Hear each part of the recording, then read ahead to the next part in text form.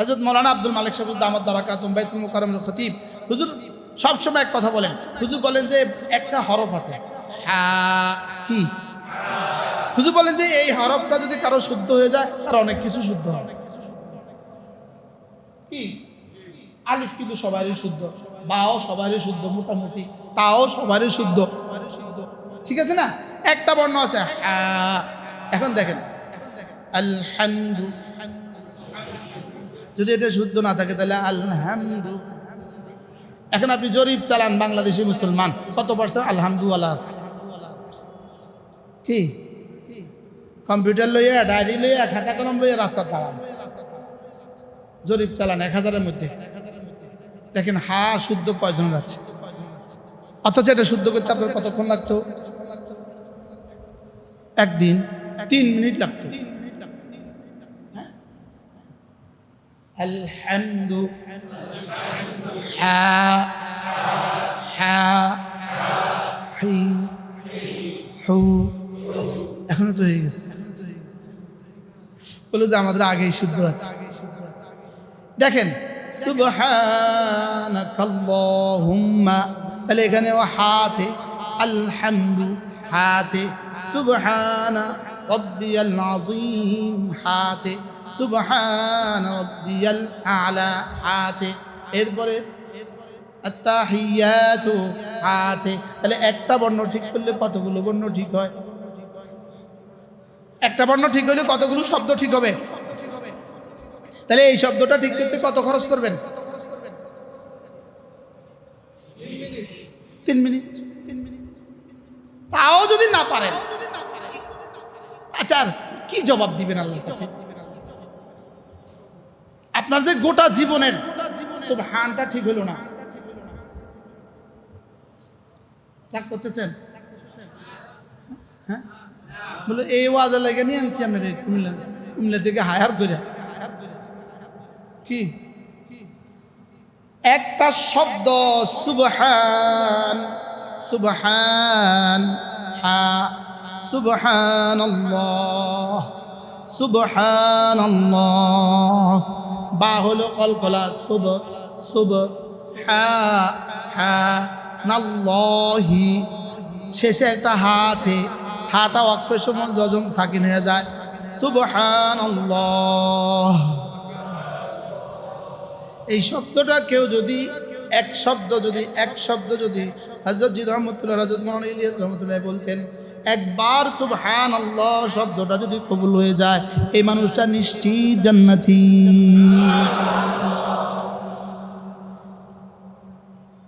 উহুদ পাহাড় দেখছেন কে কে? দেখি হাত তোলেন। 26 কিলোমিটার লম্বা। লম্বা কদ্দুর, উচ্চতা কদ্দুর জানা নাই, ওজন কদ্দুর জানা নাই। সারা পৃথিবীর সবগুলো কম্পিউটার একসাথে দিলে এটার ওজন বলতে পারবে না। আর একবার এর চেয়ে এই উহুদ পাহাড়ের চেয়েও ভালো। আর ওই শব্দটা এভাবে বিকৃত করে ফেললাম। বাস্তব না বাস্তব? জবান আগে চলে না আঙ্গুল আগে চলে? কয় একবার গনে 3 বার। দেখেন আমি 33 বার পড়ি, আমরা যেভাবে পড়ি এটা দেখাই।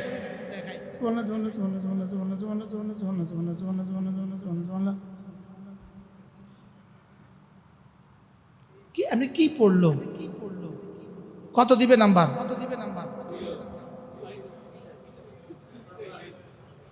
এভাবে পড়ে কিনা বলেন না? মুসলমান এভাবে পড়ে কিনা? তাহলে শুদ্ধ করে পড়বো এখন থেকে এক নিঃশ্বাসে একবার সুবহানাল্লাহ। থামেন থামেন। যদি এটাকে যদি শুদ্ধ করে আপনি পড়েন তাইলে এক নিঃশ্বাসে 3 বারের বেশি পারবেন না। বেশি থেকে বেশি সর্বোচ্চ 4 বার, এর বেশি কখনোই আপনি পারবেন না। যদি আপনি কারি আব্দুল বাসুত হন তাহলে পারবেন না। কেন? হাটা বাতাসে ছেড়ে দিলে যার উঠায় নিয়ে আসা যায় না। আমি পড়ি দেখেন, সুবহানাল্লাহ সুবহানাল্লাহ সুবহানাল্লাহ কেউ যদি এক নিঃশ্বাসে শুদ্ধ করে 10 বার পড়ে দিতে পারেন 1000 টাকা বকশিশ দেন। দাঁড়ান, হিম্মত করেন, এক নিঃশ্বাসে 10 বার 1000 টাকা বকশিশ। আপনি জিবরিলও পাইতেন। এটা সুযোগই নাই, মনে হয় বুঝেন নাই। এটা কি নাই? এটা সুযোগই নাই। তাইলে আপনি কি এখন থেকে শুদ্ধ করে পড়বেন না অশুদ্ধ পড়বেন? অশুদ্ধ পড়লে লাভ কত? আর শুদ্ধ পড়লে একবার পড়লে সুবহানাল্লাহ সুবহানাল্লাহ।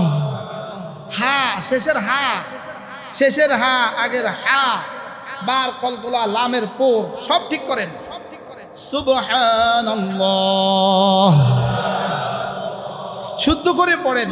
আল্লাহ আপনি মহাপবিত্র, আল্লাহ আপনি মহাপবিত্র। বলেন আল্লাহ আপনি মহাপবিত্র। আল্লাহ তাআলা যেন বলবেন বন্ধু তুমি আমাকে মহাপবিত্র বলেছ, আমি তোমাকে পবিত্র করে ছাড়বো।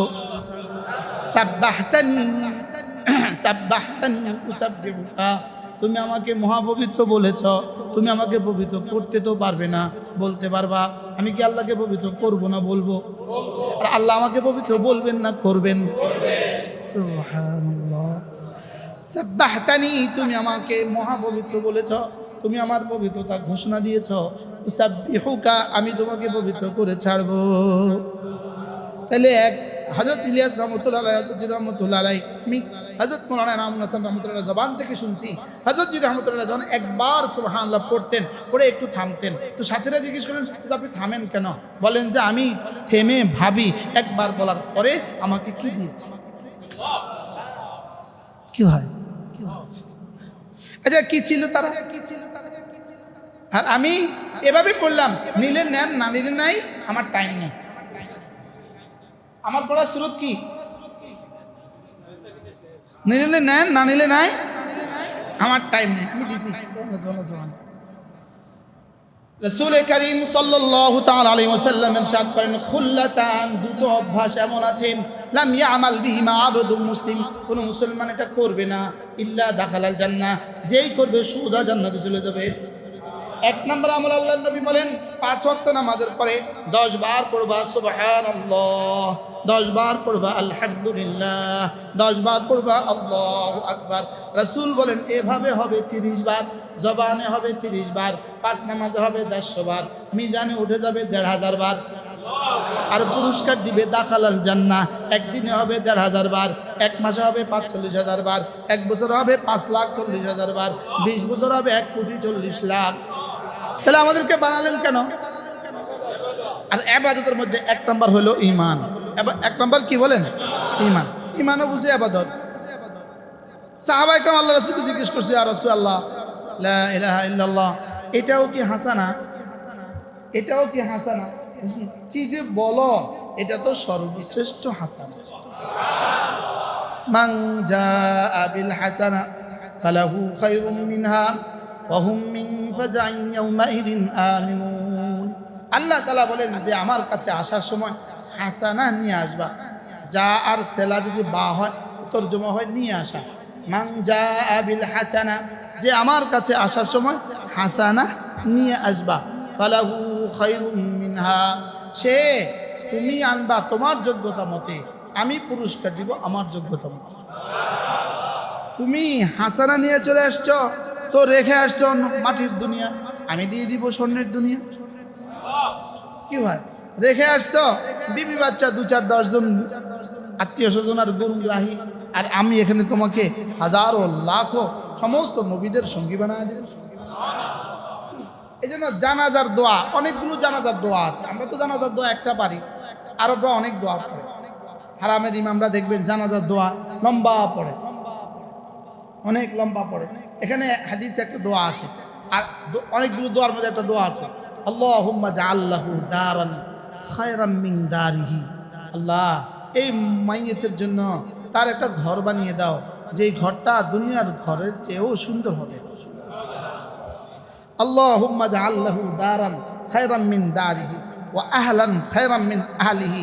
আল্লাহ তার জন্য কিছু কিছু প্রিয়জন দিয়ে দাও, যারা দুনিয়ার প্রিয়জনের চেয়েও ভালো হবে।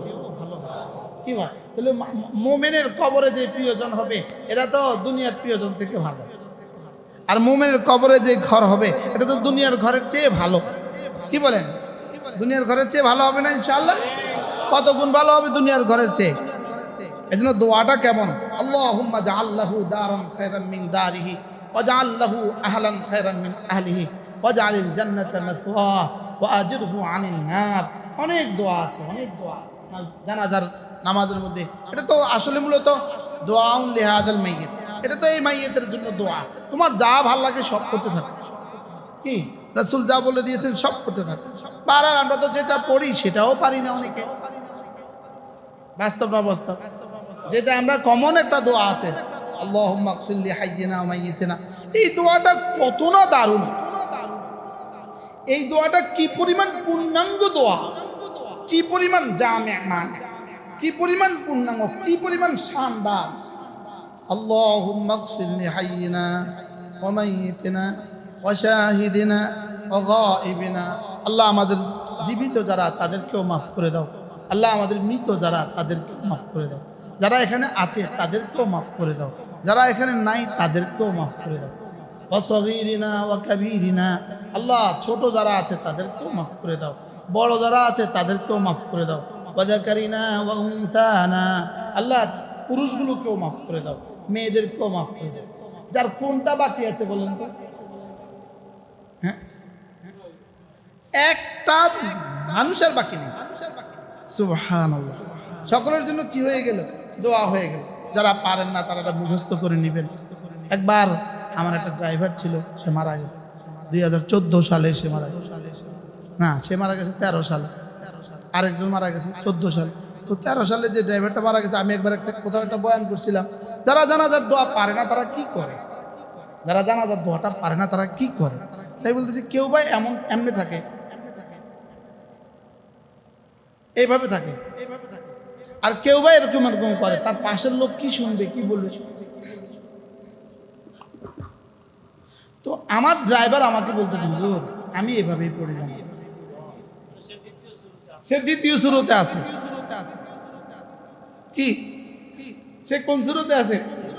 সে দ্বিতীয় শুরুতে আছে। বিশেষ করে যদি প্রিয়জন কেউ মারা যায়, বাপ, ছেলে, মা, আত্মীয় স্বজন, এই সময় তো এটা করা ছাড়া কোনো রাস্তা নেই। কি হক আদায় তো দূর কি বাত, এটা তো হক হুজুরকে হক আদায় হয় না, হক তো আদায় হওয়ার প্রশ্নই আসে না। বাকি মুসলমান, আমি এতটা জাহেল কেন হব? আমি এতটা মূর্খ কেন থাকতাম? কি ভাই, আমি এতটা মূর্খ থাকতাম কেন? আমি বুঝি এই ছোট্ট একটা দোয়া মুখস্থ করে নিতে পারি না? বাবার ইন্তেকালের আগেই করে নেবেন। বাইতুল মুকাররমের খতিব ছিলেন হযরত মাওলানা মুফতি নুরউদ্দিন সাহেব রাহমাতুল্লাহ আলাইহি। ইন্তেকাল হয়ে গেছে অনেক আগে।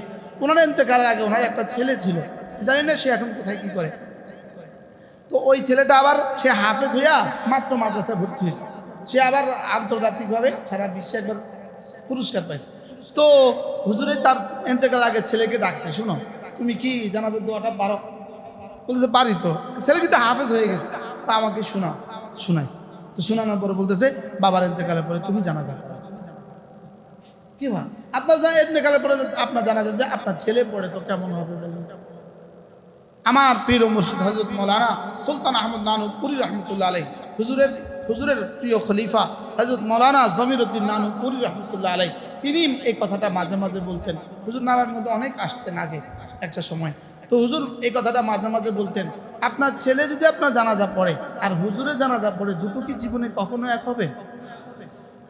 দেখি শোয়া আছে হুজুরের বাবা না ছেলের বাবা?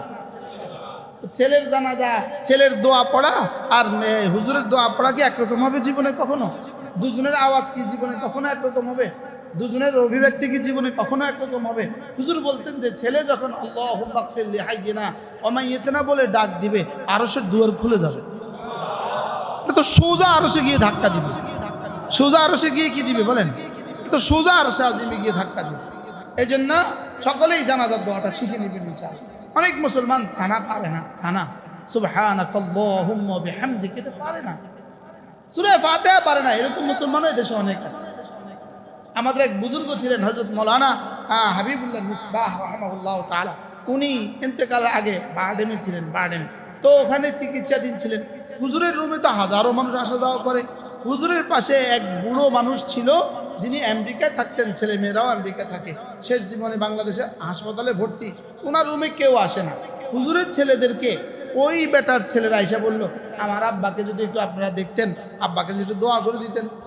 তো হুজুরের ছেলেরা গেছে দোয়া করতে, বড় ছেলে গেছে দোয়া করতে গিয়ে ওই বেটার ছেলেরা বসা আছে। তো বলতেছে আপনার পড়ুন, ফাতেহা পড়ুন, সূরা ফাতেহা পড়ুন। তো ছেলেরা পড়তেছে ফাতেহা ফাতেহা ফাতেহা ফাতেহা। কি পড়ছে বলেন?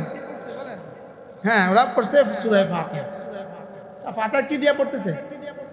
এরকম ফাতেহা পারে না এরকম মুসলমান ওই দেশে আসে না নাই বলেন? তো এদেরকেও ইবাদতের জন্য বানিয়েছি। উদ্দেশ্য ঠিক আছে তো? বুঝে না? উদ্দেশ্য ঠিক আছে তো? হ্যাঁ, যারা সানা পারে না উদ্দেশ্য ঠিক আছে।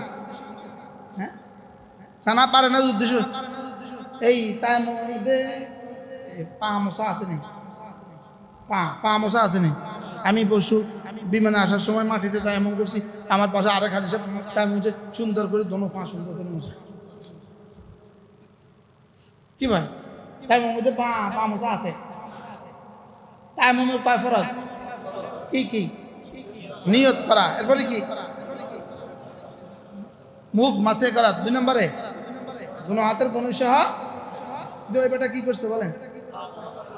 এখন আমি যদি কইতাম যাই তো এই বেটা শরম পাবে, আমি আর কিছু বলিনি, লজ্জা পাবে। কি করব?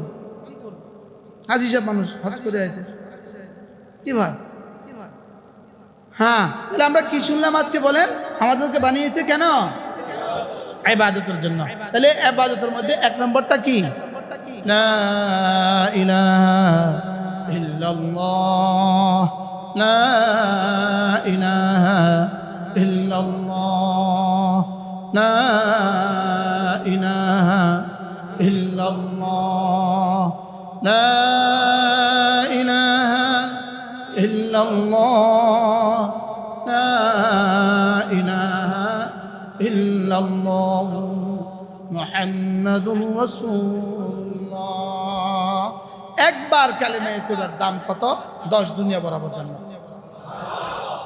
একবার কালেমায়ে তওবার দাম কত? বাকি কালেমায়ে তয়্যিবা মানে শুধু শব্দ নয়। কালেমায়ে তয়্যিবা মানে কি নয় বলেন? শুধু শব্দ নয়। শব্দটা ঈমান নয়, শব্দ হলো ঈমানের শব্দ। যেমন ভাত, এটা ভাত নয়, এটা ভাতের শব্দ। এটা কি? ভাতের শব্দ। পানি, এটা পানি নয়, এটা কি? পানির কি শব্দ। তাহলে বলেন কালিমায়ে তয়্যিবা এটা ঈমান নয়, এটা কি?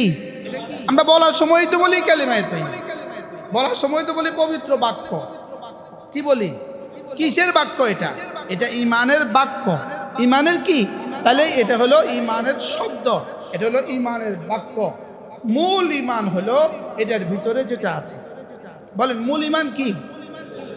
মূল ঈমান হলো এটার ভিতরে যেটা আছে। এবার এটার ভিতরে কি কি আছে? এটার ভিতরে পুরো আল্লাহ তাআলার সমস্ত হুকুমগুলো আছে আর রাসূলের সমস্ত সুন্নাহগুলো আছে।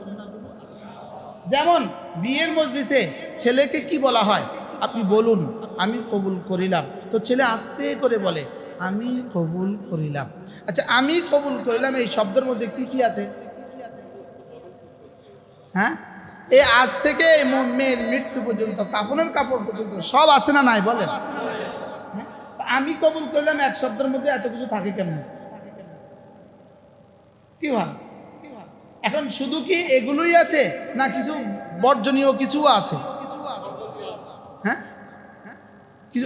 কিছু আবার নিষিদ্ধ কিছু আছে কিনা বলেন? হ্যাঁ, ফরজ কিছু আছে কিনা, ওয়াজিব কিছু আছে কিনা, সুন্নত কিছু আছে কিনা, আরে জীবনের যা লাগে সব আছে কিনা বলেন? পান খাইলে চুনও আছে। কি এই চুন আনবা, কালকে চুন আনবা, এই আমি তোমাকে চুন দিব কথা ছিল। ও কবুল করলামের মধ্যে এটাও ছিল। কি ভাই, কি কি ছিল বলেন? তাহলে এক কবুল করলামের মধ্যে যদি সব থাকে, এখানে লা ইলাহা ইল্লাল্লাহর মধ্যে কি আছে? সুবহানাল্লাহ, বুঝে গেছে মাশাআল্লাহ। এজন্য বিখ্যাত তাবী হযরত আতা ইবনে আবি রাবাহ তাকে কেউ জিজ্ঞেস করছে, হযরত আলাইসা লা ইলাহা ইল্লাল্লাহ বিমিফতাহিল জান্নাহ, লা ইলাহা ইল্লাল্লাহ এটা কি জান্নাতের চাবি না? তো তিনি জবাবে বললেন, আলাইসা বিমিফতাহিল উসনান, চাবির জন্য কি দাঁত লাগে না? কি বলছে? চাবির জন্য কি দাঁত লাগে না? বলে হ্যাঁ অবশ্যই চাবির জন্য দাঁত লাগে। বলে লা ইলাহা ইল্লাল্লাহ জান্নাতের চাবি, তবে এটার জন্য দাঁত আছে। এটার জন্য কি আছে? তাহলে ফরায়েজ ওয়াজিবাত সুনান আর মুস্তাহাবাত গুলো হলো লা ইলাহা ইল্লাল্লাহর দাঁত। লা ইলাহা ইল্লাল্লাহর কি? তাহলে শুধু লা ইলাহা ইল্লাল্লাহ এটা জান্নাতের চাবি না এটার দাঁত সহ জান্নাতের চাবি? আর যদি দাঁত চাবি না থাকে খুলবে? এবার চাবি আছে দাঁত নাই, এই তো বুঝে গেছি। কি ভাই শুধু চাবি দিয়া, চাবি আছে খুলবে না, শুধু চাবি আছে দাঁত নাই খুলবে না, আর চাবি নাই তো কিছুই নেই। তাহলে বোঝা গেছে চাবিও লাগবে, আবার ঘাটে ঘাটে কি লাগবে? মিলাও লাগবে। তাহলে বোঝা গেছে কালিমায়ে তয়্যিবা জান্নাতের চাবি, তবে এটার জন্য কি আছে? দাঁত আছে। এই জন্য আমাদের হযরত মাওলানা নুরুল ইসলাম ওলি পুরি দামাত বারাকাতুহুম, আল্লাহ তার হায়াতের মধ্যে বারাকাত দান করেন, আল্লাহ তাকে সুস্থতার এক জীবন দান করেন। হযরত দামাত বারাকাতুহুম বড় সুন্দর বলেন, হযরত বলেন যে হযরত স্লোগান দেন, বলে ফরজ ও ওয়াজিব ছাড়বো না, বলেন সুন্নতগুলোও ছাড়বো না, নফলগুলোও ছাড়বো না, কোনো গুনাহ করবো না। আচ্ছা আর কি কি থাকলো? হযরত বলেন যে গুনাহ ছাড়বো কেন? কোনো গুনাহ করবো না। গুনাহ ছাড়বো কেন? হযরত বলেন যে গুনাহ ছাড়বো না, গুনাহ ছাড়বো না, গুনাহ করবো না কেন? বলে গুনাহ করবো না জান্নাতে যাওয়ার জন্য। ফরজ ওয়াজিব করবো কেন? জাহান্নাম থেকে বাঁচার জন্য। ফরজ ওয়াজিব করবো কেন? জান্নাতে যাওয়ার জন্য ফরজ ওয়াজিব নয়, জাহান্নাম থেকে বাঁচার জন্য ফরজ ওয়াজিব। আর গুনাহগুলো করবো না কেন? জান্নাতে যাওয়ার জন্য। তাহলে জাহান্নাম থেকে বাঁচার চাবি ফরজ ওয়াজিব, আর জান্নাতে যাওয়ার জন্য হলে সমস্ত গুনাহ ছেড়ে দেওয়া। তো ফরজ ওয়াজিবগুলো আছে আর গুনাহ থেকে বেঁচে গেছে, সাচ্ছে জান্নাতের দুয়ার খোলা।